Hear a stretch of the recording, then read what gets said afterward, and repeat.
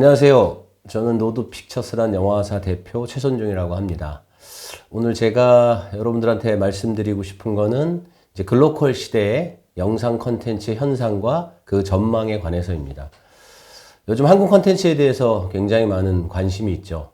근데 그 기본이 되는 건 뭐냐면 한국 역사에서 가장 중요한 유산 중 하나가 한국 역사나 문화에 대한 방대한 기록물이 남아있다는 겁니다.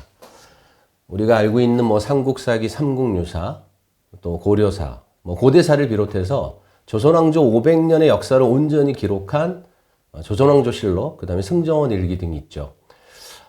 이러한 어떤 것들은 문화예술, 또 그 외에도 의학서적 등 영상 콘텐츠로 만들어낼 수 있는 원천적 소스가 되는 이야기의 보고가 엄청나게 있다는 거예요. 우리가 우리의 역사에 대해서 생각할 때 우리가 어떻게 보면 식민사관 때문에 우리 역사는 끝없이 침략의 역사고 되게 힘들었던 역사로 기억하고 있지만 사실은 굉장히 평화로운 나라였고 문화와 역사가 굉장히 발전된, 쉽게 얘기해서 5,000년의 역사 안에서 우리가 기록물을 볼 수 있는 역사는 2,000년이 넘는 우리의 역사에 대한 기록물들이 남아있다는 것입니다. 다시 말해서 인쇄술이라고 하는 것이 한국은 옛날부터 있었다는 거죠. 목판 인쇄술과 금속 활자의 발명과 발전은 이러한 기록 문화를 남기고 보존하는데 굉장히 큰 역할을 했다는 거예요. 더불어 오랫동안 필사로 대개 1대1의 커뮤니케이션을 시도했던 서구와는 달리 1대 다의 커뮤니케이션을 시도함으로써 보다 더 많은 사람들이 역사와 문화를 공유할 수 있는 환경이 조성됐다는 거죠. 사실은 지금 한국 문화의 어떤 K컬처의 이런 문화 강국으로서의 기반이 되는 것이 바로 이런 기록물들이 남아있다는 것입니다. 한류 열풍의 시작은 2000년대 초반 사극 드라마로부터 시작되었다라고 볼 수 있어요. 여러분들이 잘 아시는 대장금, 주몽 이런 것들이 유럽과 또는 아랍, 중앙아시아에서 선풍적인 인기를 끌었어요. 아시다시피 대장금은 조선시대 음식 문화와 의복 문화 등 여러 가지 영향을 끼쳤고요. 또 주몽과 대조영은 이란과 중앙아시아에서 한국의 고대사가 자신들의 고대사에 유사하다라는 역사적 동질감을 갖게 만들었습니다. 이렇게 시작된 한류는 이제 미국의 안방에서도 한국의 드라마를 시청하고 있는 상황이 되었죠. 돌이켜보면 우리 어릴 때를 보면 미국 드라마가 한국의 공중파에서 상영되었던 적이 있습니다. 그게 한 4, 50년 전의 이야기인데요. 엄청난 변화가 생긴 거죠. 한국의 드라마가 미국의 안방에서 방영되고 있다는 건 엄청난 변화가 일어나고 있다는 것입니다. 어쨌든 드라마로부터 시작된 한류는 아이돌 그룹들의 등장으로 젊은 층으로 확산되는 계기를 마련했어요. 이게 동방신기나 소녀시대를 시작으로 아시아와 남미로 확장된 아이돌 문화는 현재 BTS와 블랙핑크와 더불어 유럽과 미주로 확대되어 세계 속의 한류로 자리 잡아가고 있습니다. 이런 한류 문화의 확장은 글로벌 시장을 주도하고자 하는 새로운 유통 질서, 예를 들어서 인터넷, 유튜브, OTT 또는 새로운 어떤 통신 기술 또는 유통망들이 확장되면서 오히려 더 확대되고 확장되고 있다고 볼 수 있죠. 이렇게 기록 문화의 유산과 그 다음에 OTT 시장의 확대 또는 이런 것들을 통해서 한국 문화가 세계로 확장되고 있는데요. 그중에 영화 산업은 과연 어떤 식으로 그런 한류 문화 또는 글로컬 시대에 우리 역사물을 가지고 어떻게 확장되고 발전돼 나갔는지에 대해서 잠깐 말씀을 드리겠습니다. 한국 영화의 역사도 100년 가까이 됩니다. 한국 영화는 1923년에 제작된 춘향전을 시작으로 사극 영화가 꾸준히 제작되었어요. 1983년도 물레야가 칸 영화제에 초청됐고요. 그 다음에 1987년 지금은 고인이 된 강수현 씨가 열연한 씨바지가 베니스 영화제에서 첫 여우주연상을 받는 쾌거를 냈습니다. 이후 이제 한국 영화, 사극 영화들이 계속 제작이 됐고 2003년에 1000만 관객을 동원한 실미도를 시작으로 태극기 휘날리며 왕의 남자가 연이어 1000만 관객을 넘어서면서 본격적으로 시대물 영화에 관심이 높아지기 시작했습니다. 여러분 잘 아시는 조선시대를 배경으로 한 영화 광해 시대 이야기죠. 광해 왕이 된 남자와 한국 영화 최고의 흥행 기록을 갖고 있는 이순신 장군을 소재로 한 명랑, 그리고 시대의 변화에 따른 근현대사를 소재로 한 변호인, 국제시장, 암살, 택시 운전사 등이 그 뒤를 이어 천만 관객을 이어나갔습니다. 이런 한국 영화의 부흥은 봉준호 감독의 기생충이 칸느 영화제에서 그리고 아카데미에서 작품상을 수상하면서 영화 속에서는 한류에 어쨌든 정점을 찍게 되죠. 이후 OTT 시대가 도래하면서 조선시대를 배경으로 한 좀비 드라마 킹덤이 흥행하면서 OTT 시장에서도 한국의 역사 속의 이야기가 세계인들의 마음을 움직일 수 있음을 확인시켜 주었습니다. 일제강점기 의병들의 이야기를 다룬 미스터 션샤인이라는 드라마는 사실은 아이러니하게도 침략의 역사를 가지고 있는 동유럽에서 많은 관심을 끌었습니다. 물론 제작은 또 애플이 했고 일제시대 이야기를 다룬 재미교포 작가 이민진 씨의 빠친코 또한 많은 사람들의 사랑을 받았습니다. 배경은 과거가 아니었지만 게임 속의 놀이를 한국의 전통 놀이를 가지고 만든 넷플릭스 드라마 오징어 게임은 세계적인 한국 놀이에 대한 선풍적인 재미를 선사했으며 에이미상 감독상을 거머쥐게 만들었습니다. 이후 디즈니 플러스, 쿠팡, 넷플릭스, 애플 등에서 한국 콘텐츠를 만들기 위해 많은 투자를 하고 있습니다. 물론 수익 구조나 IP 소유에 대한 문제는 앞으로도 많은 논의가 필요하긴 합니다. 최근까지 활발한 활동을 하고 있는 아이돌 그룹인 방탄소년단과 블랙핑크도 자신들의 노래, 아이돌이나 대치타, 핑크베놈 등에서 한복을 입거나 조선의 궁궐을 배경으로 뮤직비디오를 찍어 세계인들의 사랑을 받기도 했습니다. 재밌는 건 한국관광공사에서도 한국을 소개하는 광고를 단순히 고궁이나 관광지를 소개하는 데 그치지 않고 이날치라고 하는 국악그룹의 범 내려온다라는 그 음악을 사용하여 현대적 감각에 맞게 역동적인 광고를 만들어내서 세계 젊은이들의 신선한 한국을 알리는 데 일조했습니다.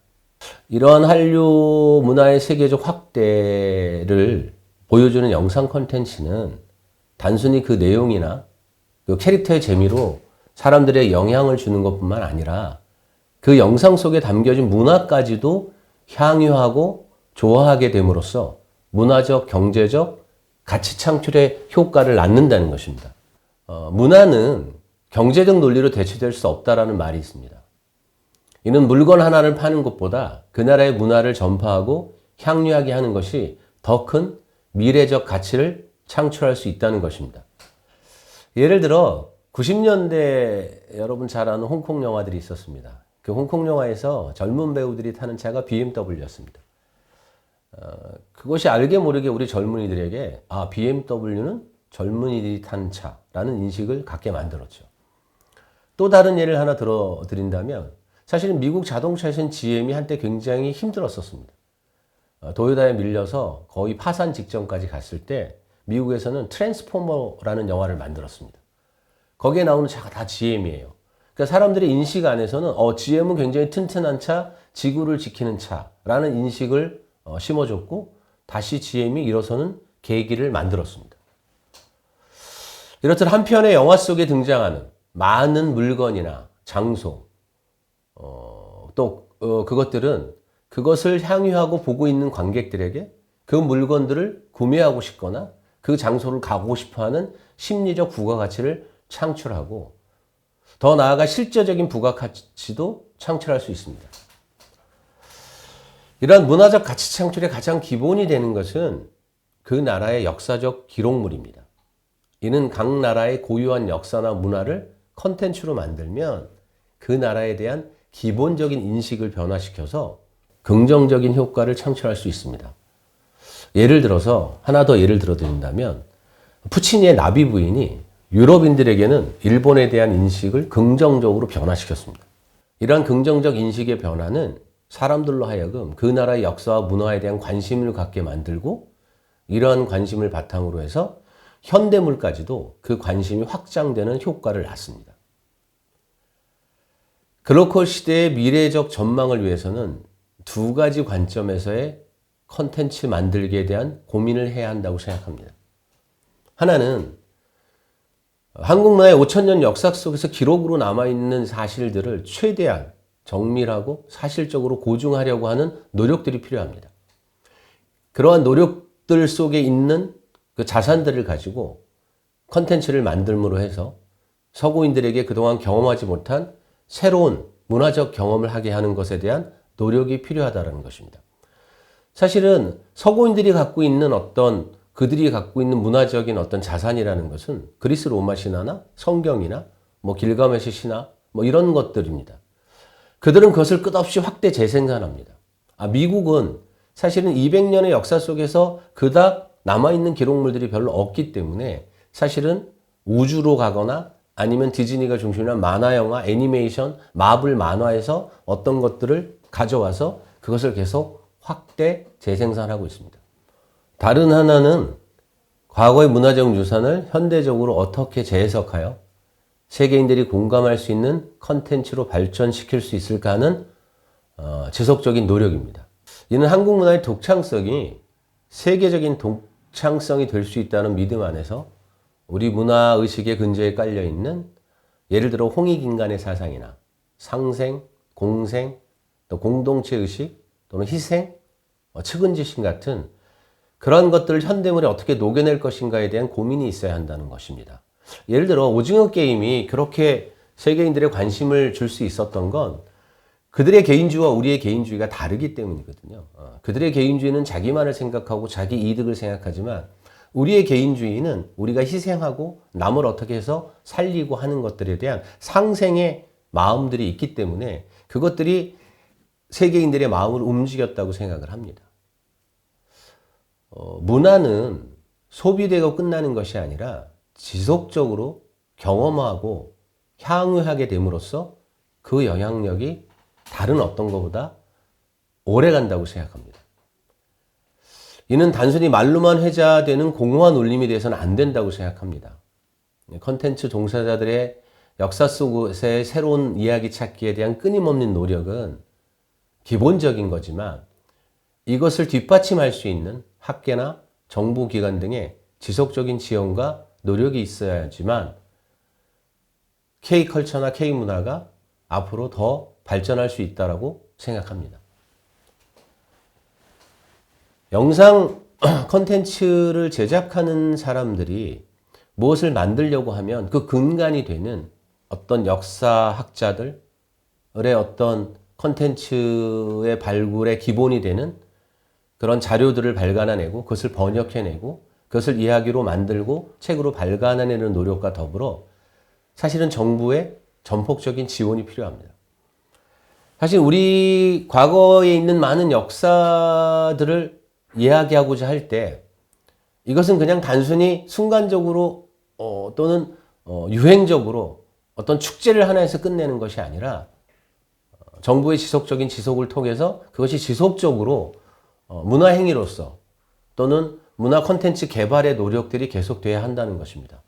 한국 문화 콘텐츠 안에서의 어떤 지속적인 발전을 위해서는 사실은 과거의 역사를 어떻게 재해석하고 그것을 새롭게 이 시대에 맞는 어떤 컨텐츠로 만들어야 될 것인가 하는 것에 대한 예가 하나 있다면 저는 대만 감독이지만 이안이라는 감독이 하나 있습니다. 그 감독이 와호장룡이라는 영화를 만들었는데요. 그리고 그 외에 결혼 필요현, 라이프 오브 파이 같은 영화들을 만들었는데요. 예를 들어서 와호장룡 같은 경우를 보면 사실은 중국의 그 무술은 그 전에 있었던 이소룡이나 무슨 성룡씨나 이런 분들에 의해서 사실 그냥 단순한 폭력물 정도로 생각했었어요. 근데 이안 감독은 와우장룡에서 중국의 무술을 무슨 철학으로 승화시킵니다. 사실 우리도 우리 컨텐츠 안에는 굉장히 우리 역사 안에는 너무나 재밌는 이야기들이 많이 있어요. 그런 것들을 어떻게 재해석하고 새롭게 가공하느냐에 따라서 세계인들이 즐거워하고 우리의 이야기가 세계 이야기로 확장되는 어떠한 컨텐츠를 만들어낼 수 있다라고 저는 생각을 합니다. 요즘에 가장 큰 문제는 이제 팬데믹이 지나고 나서 영화 관객이 예전보다 많이 줄어들었다는 겁니다. 모든 영상 컨텐츠 기본이 되는 게 영화거든요, 사실은. 이러한 것들은 요즘 젊은이들이 영화관이라는 공간에서의 영화만의 독특한 문화를 향유할 수 있는 경험이 적어졌기 때문이에요. 그건 뭐 여러분들 알다시피 뭐 유튜브나 요즘은 핸드폰 안에서 모든 문화를 향유하잖아요. 그러니까 영화관 안에서 영화만이 줄 수 있는 어떤 문화적 경험이 부족하다는 거죠. 물론 이제 그거 안에는 가격 상승도 있고 또 영화 말고도 여러 가지 그 여가 시간을 문화를 향유할 수 있는 것들이 많긴 하지만 어쨌든 기본이 되는 영화만의 어떤 흥미로운 문화적 경험을 다시 체험하기 위한 콘텐츠로 가장 적합한 것이 바로 저는 역사물이라고 생각합니다. 역사극에 1000만 관객을 동원한 확률이 높은 것은 바로 현실에서 경험할 수 없는 신비한 경험을 역사극의 인물과 그 시대적 배경에서 할 수 있기 때문이라고 생각을 합니다. 글로컬 시대의 영상 콘텐츠의 미래는 역사 속에 숨겨진 보물의 가치를 찾아낼 때 지속 가능하다고 저는 생각합니다. K컬처, K문화를 통해 문화 강국으로서의 지속 가능한 성장을 위해서는 꼭 필요한 게 역사에 대한 어떤 인식을 가지고 새로운 인식을 가지고 한국 역사에 대해서 우리가 자부심을 가지고 이것은 국뽕을 얘기하는 게 아니거든요. 한국 역사 안에는 정말 무궁무진한 이야기들이 있습니다. 아까 제가 처음에 얘기한 우리가 공식적으로 알고 있는 뭐 조선왕조실록이나 이런 거 말고도 한 개인이 쓴 역사의 기록물들이 너무나 넘쳐납니다. 이런 것들이 계속 지속적으로 한국 컨텐츠로서 세계 시장 안에 성장하고 발전하고 그리고 문화 강국으로서의 어떤 위상을 정립하기 위해서는 꼭 필요한 게 있습니다. 그것은 컨텐츠를 만드는 사람들의 노력뿐만이 아니라 학계와 정부의 현실적인 노력과 일시적인 지원이 아닌 글로컬 시대에 맞는 새로운 정책의 수립과 그에 따른 체계적이고 지속적인 지원이 필요하다는 것입니다. 감사합니다.